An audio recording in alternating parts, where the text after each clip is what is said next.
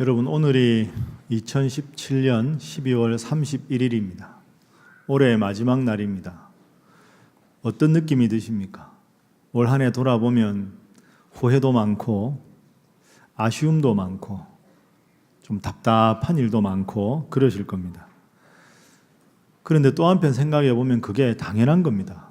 어떻게 인생이 우리들 마음대로 되겠습니까? 지금쯤 되면 답답하고 후회가 드는 것이 차라리 자연스러운 겁니다. 그런데 문제는 그 후회와 아쉬움이 내일부터 새롭게 맞이하는 새해를 맞이하는 우리의 발목을 잡아서는 안 된다는 거죠.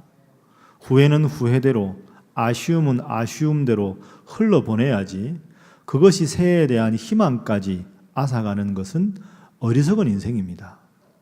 자, 그러면 우리가 올해 마지막 날을 오늘 보내면서 또 예배를 드리면서 우리가 어떻게 하면 후회와 아쉬움으로 이제 2017년을 떠나보내고 2018년 새해를 하나님 주시는 희망과 설레임으로 맞이할 수 있을까? 오늘은 이 질문을 가지고 본문을 통해서 말씀의 교훈을 상고하도록 하겠습니다. 제일 먼저 우리가 올해 마지막 날을 보내면서 후회와 의심은 떠나보내야 한다 하는 걸 우리가 마음속에 기억을 해야 합니다. 물론 쉽지가 않습니다. 그 이스라엘에 전해 내려오는 이야기 중에서 이스라엘은 하나님을 잘 믿는 민족이니까 그 마귀들 중에 여러 종류의 마귀들이 있다 하는 이야기가 또 내려오고 있습니다. 그 마귀들이 다 맡은 역할들이 사람들을 유혹하기 위한 맡은 역할들이 다른데요. 그 마귀들 중에서 이별 전담꾼 마귀들이 있다고 합니다. 사람들을 다투게 만들고 갈등하게 만들어서 이별을 하게 하거나 이혼을 하게 하는 일을 주전공으로 하는 마귀들이 있다는 거죠. 그런데 이 이별 전담꾼 마귀들이 사람들을 유혹할 때 항상 요 세 문장으로 사람들을 유혹한다고 합니다. 한번 잘 생각해요. 첫 번째로 이 마귀들이 제일 많이 쓰는 유혹한 단어는 왜 그래 하는 단어입니다. 왜 그러는데? 도대체 왜 그래? 뭐가 문제인데? 왜? 이렇게 자꾸 마음에 의심을 하게 한다는 거죠. 여러분, 왜라는 걸 묻는 것 자체는 좋은 일입니다. 정확한 이유를 알아야지 마음이 풀리겠죠. 그런데 자꾸 왜 그래? 좀 이상해.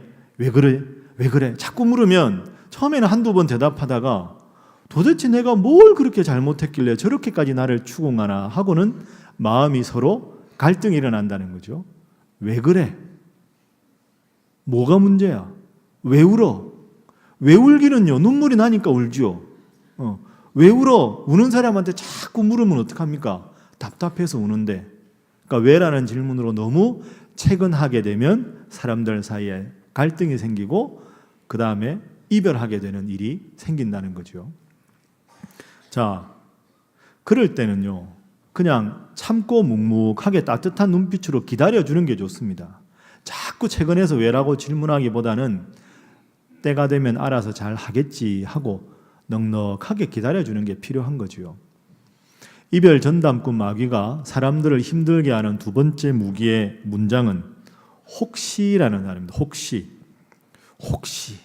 이럴지도 몰라. 혹시 저런 생각을 할지도 몰라. 혹시 지금 옛날 애인을 만나고 있을지도 몰라. 혹시 요즘 이상해. 이렇게 혹시라고 의심을 품게 되면 모든 게 또 그렇게 보이는 것처럼 착각을 하게 됩니다. 자꾸 의심하게 되는 게 혹시 하는 거죠. 마지막 세 번째로 이 이별 전담꾼 마귀들이 주로 쓰는 게 다시 생각해봐. 다시라는 말입니다. 다시 생각해봐. 다시 해봐. 다시는 여러분 평상시엔 필요한데 지금은 필요하지 않습니다. 올 한 해 다 갔는데 갈등 끝에 딱 마음을 정하고 쭉 밀고 나가는 게 필요할 텐데 다시 생각해봐. 너가 잘못 가고 있어. 다시. 자꾸 그러면 나의 결단 자체가 흔들려서 자꾸 갈등이 일어나게 되는 거죠. 그러면 잘할 수 있는 일도 그르치게 된다는 겁니다. 가만히 생각해 보면 참 맞는 표현입니다. 여러분, 다시 생각한다고 옛날로 돌아갑니까? 아닙니다. 그것처럼 맹랑한 게 없습니다. 딱 결심하고 결단했으면 밀고 나가는 게 때로는 필요한 거지요. 정리를 한번 해볼까요? 왜 그래? 혹시, 다시, 이 세 마디가 관계를 힘들게 합니다. 여러분, 올 한 해 어떻게 보내셨습니까? 이미 올해는 갔습니다. 이제 딱 12시간 정도 있으면 새해를 맞이합니다. 혹시 생각할 것도 없고, 왜라고 생각할 것도 없고, 다시라고 후회할 것도 없습니다. 이미 과거는 지나갔기 때문이지요. 돌이킬 수 없는 과거를 놓고 후회하기보다는 내일부터 시작되는 새해를 희망으로 맞이하는 게 필요합니다. 자, 그러면 우리는 왜 자꾸 과거에 대해서 아쉬워하고 그리고 답답함과 미련함이 남을까요? 여러분 마음에도 지금 솔직히 그런 게 있지 않습니까? 아쉽다. 이렇게 했었으면 차라리 나았을 텐데. 그런 마음이 자꾸 우리 속에 들어서 희망찬 새해를 기도하고 맞이하고 싶은데 그렇게 하지 못하게 할 때, 그때 우리가 기억해야 될 내용이 있습니다. 자, 저를 한번 따라 하시죠. 여전히 가진 것이 많습니다. 그렇습니다, 여러분. 우리는 가지지 못한 것, 이루지 못한 것에 대한 후회와 아쉬움이 많지만 또 한편 생각해 보면 여전히 가진 게 많습니다. 여러분 아는 가이드 포스트라는 잡지가 있습니다. 그 미국의 유명한 세계적인 잡지지요. 그 가이드 포스트라는 잡지를 발간한 분이 노만 빈센트 필이라는 박사님입니다. 이분이 이제 그런 잡지도 만들고 많은 사람들 인생을 살아가다가 힘든 일이 있을 때 상담을 많이 하는 상담 전문가입니다. 어느 날 한 중년의 신사가 이 노만 빈센트 필 박사님을 상담을 요청해서 만나게 되었습니다.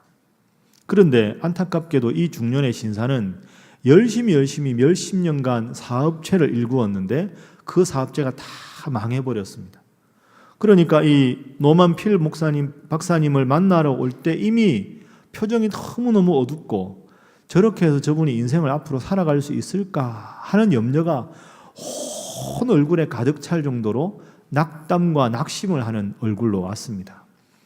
아니나 다를까 노만 박사님한테 이렇게 이야기하는 겁니다. 제 인생은 실패입니다. 저는 끝났습니다. 인생을 살아가야 될 아무런 희망도 없습니다. 그러고는 고개를 이내 떨구는 겁니다. 그래서 이 노만 필 박사님이 준비한 게 있었습니다. 그러시군요. 얼마나 힘들고 어려우십니까? 그러면 제가 부탁을 하나 드리겠습니다. 제가 지금부터 선생님께 몇 가지 질문을 드릴 테니까 여기 제가 내드린 하얀 백지에다가 볼펜으로 한번 선생님의 대답을 한번 써보십시오. 그러니까 이 중년의 신사가 어려운 것도 아니니까 예 알겠습니다. 그러면 저에게 질문을 하시지요. 그래서 노만 박사님이 질문을 합니다. 선생님, 부인이 있으십니까? 예, 부인이 있죠. 제 아내가 있습니다. 참 착하고 좋은 사람입니다. 쓰십시오. 나에게는 착하고 성품이 좋은 아내가 있다. 또 하나 여쭤보겠습니다. 댁에 자녀가 어떻게 되십니까? 예, 제게는 세 자녀가 있습니다. 참 화목하고 사이가 좋은 세 자녀가 있습니다. 그럼 그것도 쓰십시오. 나에게는 화목하고 사랑스러운 세 자녀가 있다. 선생님, 친구는 어떻습니까? 사업하다가 많은 친구를 잃어버리기도 했지만 여전히 나를 믿고 신뢰해주는 훌륭한 친구들이 있습니다. 그러시군요. 그러면 그 친구들의 성함을 한번 써보십시오. 나에게는 여전히 나를 믿고 기다려주는 누구가 있다. 선생님, 건강은 어떠십니까? 사업 때문에 무리를 했지만 특별히 아픈 곳은 없습니다. 그것도 한번 써보십시오. 나에게는 여전히 재기할 수 있는 건강이 있다. 그렇게 몇 개 쭉 쓰다 보니까 어느 순간 이 중년 신사가 펜을 탁 놓는 겁니다. 그리고는 입가에 미소를 딱 지으면서 노만 빈센트 필 박사님에게 고개를 숙이고 인사하면서 이렇게 말씀을 하셨다는 거죠. 박사님, 저는 여기에 올 때만 해도 제 인생은 끝장난 줄 알았습니다. 모든 것을 하나님 다 가져가신 줄 알았습니다. 그러나 다시 생각해 보니 저에게는 여전히 소중한 것이 많이 남아 있습니다. 그것을 깨닫게 해주셔서 감사합니다. 그리고는 돌아갔다는 겁니다.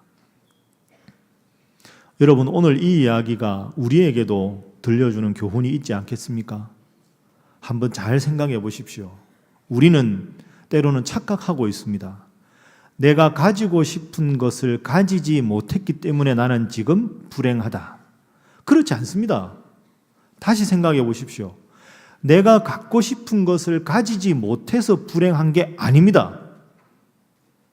내가 가지고 있는 것이 얼마나 소중하고 아름다운가를 잊어버리고 살기 때문에 우리는 불행한 겁니다. 여러분이 지금 가진 게 얼마나 많습니까? 여러분 중에 인생에 참 힘들고 어려운 영혼의 터널을 지나는 분들도 분명히 계실 겁니다. 그러나 오늘 주일을 맞이해서 여러분이 이렇게 삼부 예배 건강한 몸으로 나올 수 있다는 것, 이게 얼마나 감사한 일입니까?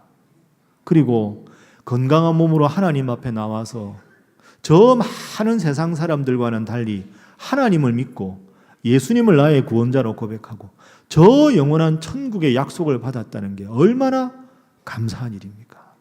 짧디 짧은 인생과 저 영원한 천국을 비교하면 저 영원한 천국을 하나님께서 여러분에게 선물로 주신 줄로 믿습니다. 올 한 해 돌아보면서 물론 아쉬움이 있고 답답함이 있고 섭섭함이 있지만 여전히 저는 가진 것이 많습니다 하고 고백하며 감사함으로 한 해를 마무리할 수 있기를 주님 이름으로 축복합니다. 자, 우리 옆에 분들과 인사 한번 하겠습니다. 가진 것에 감사하시기 바랍니다. 다시 한번 하겠습니다. 새해에도 감사하시기 바랍니다. 그렇습니다, 여러분. 이제 이런 감사가 넘치는 마음으로 우리가 새해를 맞이해야지요. 무엇으로? 설레임으로. 하나님 나에게 여전히 주신 게 많으니 오늘 밤 송구영신예부터 우리는 설렘으로, 기쁨과 감사함으로 예배를 드릴 수 있어야 합니다. 오늘 밤 11시에 송구영신예배가 있는데요. 요즘에 어떤 분들은 송구영신예배가 아주 문제가 많은 예배라고 비난하는 그런 사람들이 있습니다. 이건 매우 무속적이다, 미신적이다. 그리고 말씀 뽑기 하는 것도 아주 무속적이다, 미신적이다. 여러분, 그 비난 자체가 너무 편협된, 잘못된 비난입니다. 송구영신 예배는 우리 한국교회가 가지고 있는 아주 자랑할 만한 소중한 신앙적인 유산입니다. 여러분, 밤 11시에 예배 드리는 게 쉬운 일이 아닙니다. 그런데 올 한 해를 지켜주신 하나님 은혜에 감사하고 새해 첫 시간을 잠자리에서가 아니라 하나님 앞에 예배로 시작하기 위해서 피곤하고 힘들지만 밤 11시에 와서 새해 첫 시간을 하나님 앞에 예배 드린다. 얼마나 이게 아름답고 소중한 신앙적인 전통입니까? 그리고 말씀 뽑기, 우리 교회에서는 새해 나에게 주시는 말씀 이렇게 해서 그 순서를 갖습니다. 그건 미신적인 게 아닙니다. 예를 들어서 여러분이 신앙생활 아무렇게나 해도 하나님 무조건 돈 많이 벌게 해주시고 복 주신다, 이런 구절들만 몇 개 뽑아서 그걸 뽑아서 요행을 바라는 건 잘못된 것이지요. 그러나 우리 교회는 그렇게 하지 않습니다. 주로 말씀 선택하는 기준이 내가 하나님 앞에 어떻게 헌신할 것인가. 그래서 그 말씀을 딱 보면 하나님께서 나에게 새해에는 이런 헌신을 바라시는구나. 하나님, 제가 힘들고 어렵지만 이렇게 하나님 앞에 제 삶을 드리는 사람이 되겠습니다. 그래서 새해 나에게 주시는 말씀을 나누는 겁니다. 여러분, 오늘 오후 예배 시간에 집에서 쉬시고 기도 제목 잘 쓰시고 새해를 설레임으로 송구영신 예배 다 함께 오셔서 하나님 앞에 여러분의 첫 시간을 바칠 수 있는 귀한 믿음의 사람 되시기를 주님 이름으로 축복합니다. 자, 옆에 분들과 인사 한번 하겠습니다. 밤에 뵙겠습니다.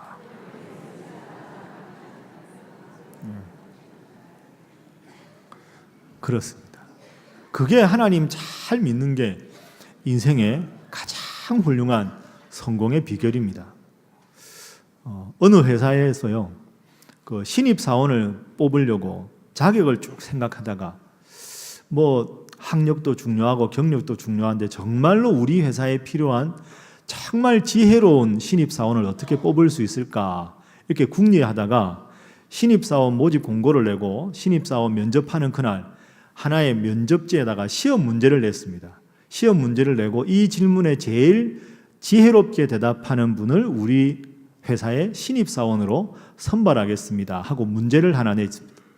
제가 그 문제를 지금 여러분들에게 그대로 일러드리겠습니다.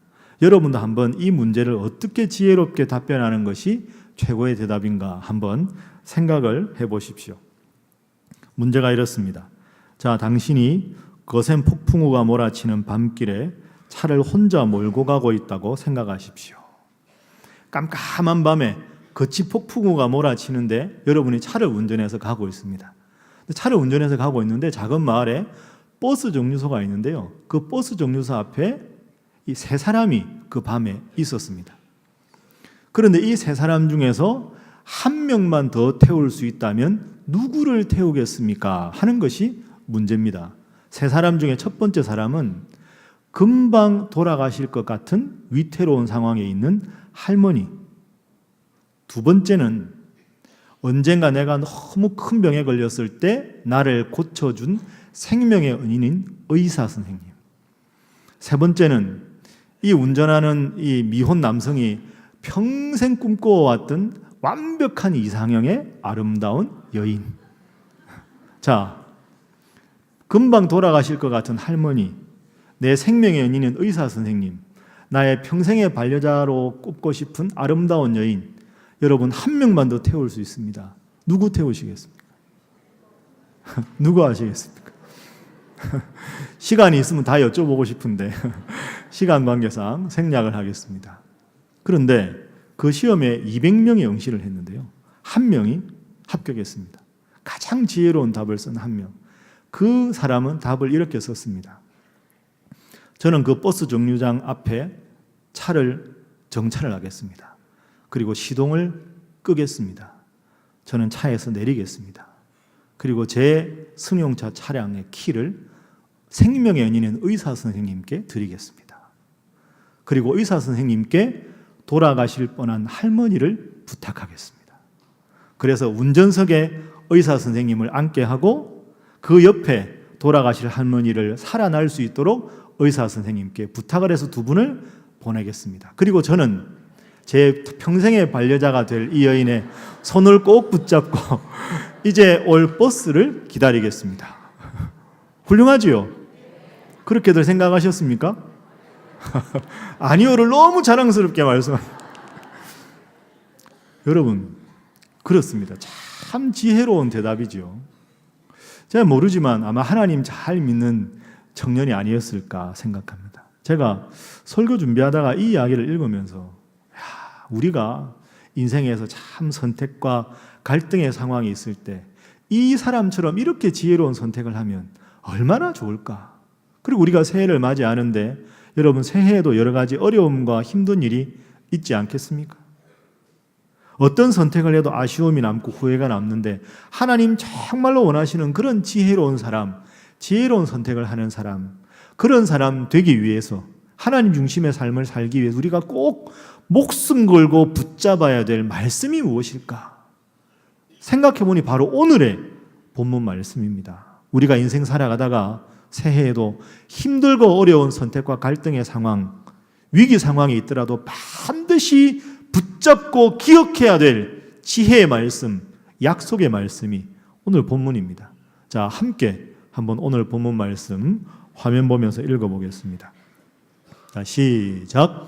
내가 확신하노니 사망이나 생명이나 천사들이나 권세자들이나 현재일이나 장래일이나 능력이나 높음이나 깊음이나 다른 어떤 피조물이라도 우리 주 그리스도 예수 안에 있는 하나님의 사랑에서 끊을 수 없으리라. 아멘. 그렇습니다. 38절은 우리 인생에 앞으로 닥칠 큰 고통과 어려움과 위기입니다. 사망이나 생명이나 하늘에 있는 선한 천사들이나 악한 세력이나 현재나 미래나 넓음이나 깊음이나 높음이나 그 어떤 인생의 위기가 찾아오고 그 어떤 인생의 좌절이 찾아온다 할지라도 그리스도 예수를 통해서 하나님 나를 사랑하신다는 그 사랑에서는 그 어떤 것도 끊어낼 수 없느니라. 이것이 바로 오늘의 본문 말씀입니다. 여러분, 새해 많은 결심하셨습니까? 이게 제일 중요합니다. 그 어떤 인생의 위기가 와도 예수님을 통해서 보여주신 나를 사랑하신 하나님, 그 사랑에서는 끊을 수 있는 것이 없다. 저를 한번 따라 하시죠. 하나님은 여전히 나를 사랑하신다. 예수님은 여전히 나를 사랑하신다. 이것을 새로운 한 해 동안 늘 가슴속에 품고 살아가시는 여러분 모두가 되시기를 주님 이름으로 축복합니다. 여러분, 이게 인생의 본질입니다. 새해 힘들고 어려운 일 많아도 다른 일은 다 비본질적인 겁니다. 외면적인 것보다 내면적인 게 중요하고 환경보다 환경을 뛰어넘는 우리의 믿음이 더 중요한 것이지요. 우리 교회 제일 가까운 다리가 이게 동호대교 아닙니까? 여러분, 동호대교 딱 건너가서 제일 놀라는 게 뭡니까? 병원이 많습니다. 그 중에서 성형외과가 너무 많습니다. 어떻게 성형외과가 그렇게 많을까? 동호대교 건너가서 양쪽으로 보면 다 성형외과입니다. 제가 말씀 준비하다가 인터넷 기사를 읽었는데요. 성형외과 필요하지요. 너무너무 몸이 안 좋으시거나 해서 성형외과 수술이 필요한 분들도 있습니다. 그런데 단지 미용을 위해서 하는 성형외과가 잘 된다는 게 문제겠지요. 그런데 통계가 하나 나왔는데요. 성형외과 수술을 한 번이라도 경험한 사람과 성형외과 평생 안 간 사람을 분석을 해보니까 성형외과에 한 번 이상 가신 분들이 자살률이 3배가 더 높습니다. 왜 그럴까요? 부득이한 일도 아닌데 성형외과 가서 예뻐지려고 수술을 하다 보니까 눈을 했는데 눈이 마음에 들어요. 근데 그게 며칠 못 가요. 왜? 코가 마음에 안 드니까. 그럼 또 코를 하죠. 코는 감사한데 광대뼈가 마음에 안 들죠. 그럼 계속 하게 되는 겁니다. 그렇게 해서 예뻐지면 좋은데, 물론 예뻐지겠는데 텔레비전 틀 때마다 나보다 훨씬 예쁜 분들이 많이 나오지요. 그럼 그게 마음이 불편한 겁니다. 그럼 한 번 하고 두 번 하고 세 번 하다가 그러다가 또 안타까운 일을 겪기도 한다는 거죠. 여러분, 핵심은 뭡니까? 본질을 붙잡는 겁니다. 외적인 거 관계없고 남들 시선, 남들이 나를 어떻게 볼까? 내가 남들 앞에 뭐 있어 보여, 하나도 안 중요합니다. 내가 가진 것이 적다 할지라도, 내가 가진 능력이 보잘것없다 할지라도, 그러나 하나님은 여전히 나를 사랑하신다. 예수님은 나를 위해서 저 십자가에 죽으셨다. 나는 지금 죽어도 저 영원한 천국을 하나님께서 약속하셨다. 이 믿음 가지고 본질적인 믿음 붙잡으시고 새해를 승리하시는 여러분 모두가 될 수 있기를 바랍니다.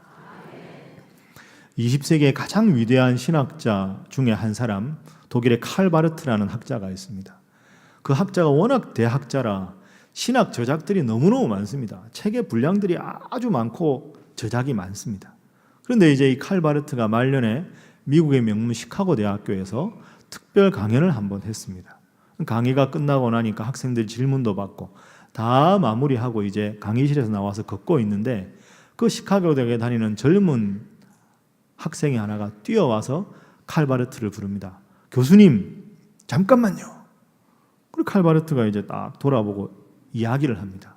무슨 일입니까? 하니까 이 젊은 학생이, 교수님, 제가 질문 하나만 마지막으로 드리겠습니다. 질문하십시오. 교수님 저작이 너무너무 많아서 제가 다 읽지를 못했습니다. 제가 일부만 읽었는데요. 그런데 선생님처럼 유명한 교수님을 제가 살아생전에 다시 뵐 기회가 별로 없을 것 같습니다. 정말 당돌하고 정말 외람된 질문인데 한 가지 부탁이 있습니다. 해보세요. 이 젊은 학생이 이 대학자에게 부탁한 것. 교수님 평생 쓰신 그 많은 저작들을 압축해서 딱 한마디로 정리하면 뭐라고 하실 수 있을까요? 좀 심보가 고약하지요. 책 읽을 생각은 안 하고. 칼 바르트가 빙그레 웃으면서 제가 평생 쓴 모든 신학을 집대성해서 딱 한마디로 말할 수 있습니다. 그게 뭡니까? 제가 노래를 한 곡 하지요. 하고 칼 바르트가 노래를 부릅니다. 우리가 설교 끝나고 부를 그 곡입니다. 예수 사랑하심은 거룩하신 말일세. 우리들은 약하나 예수 권세 많도다. 그 다음 부분, 날 사랑하심, 그 부분을 칼바르트가 쫙 부릅니다. 영어로 Jesus loves me.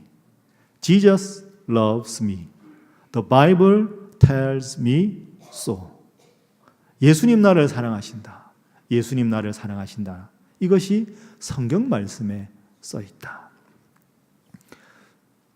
저는 지금 신학교 교수 그만두고 목회하기 때문에 저한테 이런 질문을 학생들이 잘 안 하겠지만 혹시 질문한다면 저도 똑같은 대답을 하고 싶습니다. 모든 걸 공부해도 가장 중요한 진리는 주님은 여전히 나를 사랑하신다. 주님 나를 사랑하신다. 여러분, 새해를 맞이합니다. 많은 계획이 있으시고 또 많은 어려움이 있으시겠지만 가장 본질적인 그리스도 예수 안에서 나타난 하나님이 나를 사랑하신다는 이 사실은 그 어떤 위기와 문제와 어려움 속에서도 변함없는 진리입니다. 이 진리의 말씀을 굳게 붙드시고 주님 나를 사랑하신다. 이 본질 붙잡고 새해를 승리하시는 우리 사랑하는 신일의 모든 성도들 되시기를 주님 이름으로 축복합니다. 기도하겠습니다.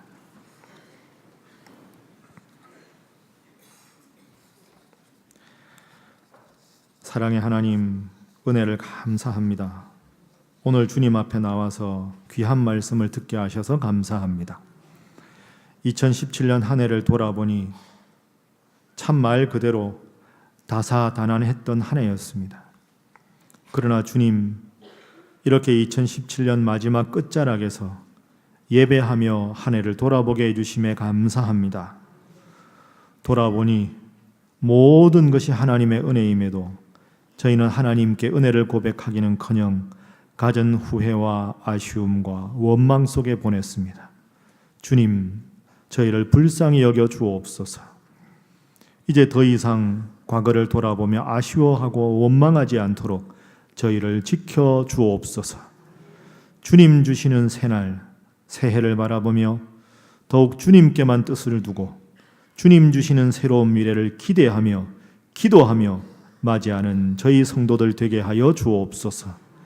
그 어떤 것도 그 어떤 권세나 능력이라 할지라도 우리를 그리스도 예수 안에 있는 하나님의 사랑에서 끊을 수 없는 것임을 분명히 믿고 의심하지 않도록 성령 하나님 저희와 함께하여 주옵소서.